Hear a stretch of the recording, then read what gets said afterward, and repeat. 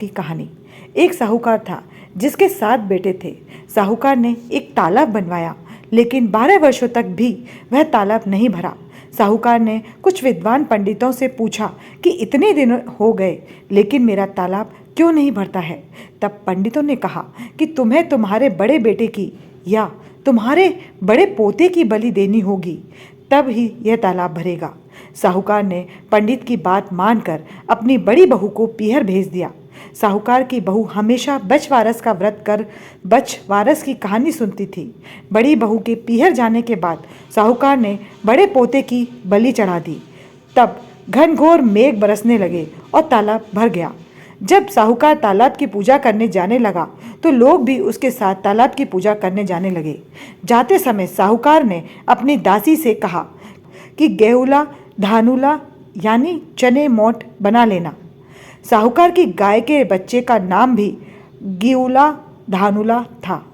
तब उस दासी ने गाय के बच्चों को भी गेउला धाउला समझकर पका दिया। साहूकार व साहूकारनी गाजे बाजे के साथ अपने बेटे और बहू के साथ तालाब को पूजने लगे। साहूकार के पूजन कर लेने के पश्चात वहां आए लोग भी तालाब का पूजन करने लगे।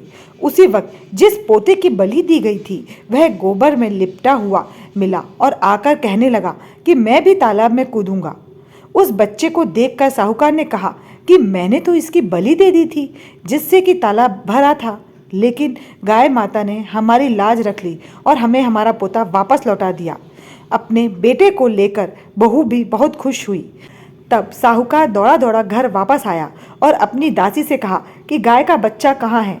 तब दासी बोली कि आपने गेउला दौला को पकाने के लिए कहा था, तो इसलिए मैंने उन्हें पका दिया।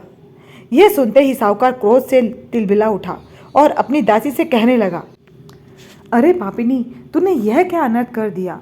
एक पाप उतार कर आए हैं, उससे पहले ही तूने दूसरा पाप हमारे गल लगा दिया। और साहूकार सिर पकड़कर बैठ गया।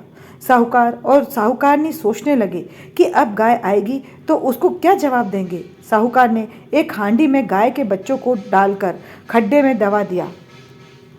जब शाम को जंगल में से गाय आई तो अपने बच्चों को वहां नहीं देखकर चिल्लाने लगी और खड्डे में दबी हुई हांडी को खोदने लगी। जब गाय ने हांडी को खोदकर निकाल लिया तो उसमें से गाय का बछड़ा निकल आया। जब साहूकार को पता चला तो वह भी बछड़े को देखने के लिए गया। तब उसने देखा कि बछड़ा तो गाय का दूध पीने में व्यस्त था। तब साहूकार ने पूरे गांव में ढिंढोरा पिटवा दिया कि सभी स्त्रियों को बछवारस का व्रत करना चाहिए।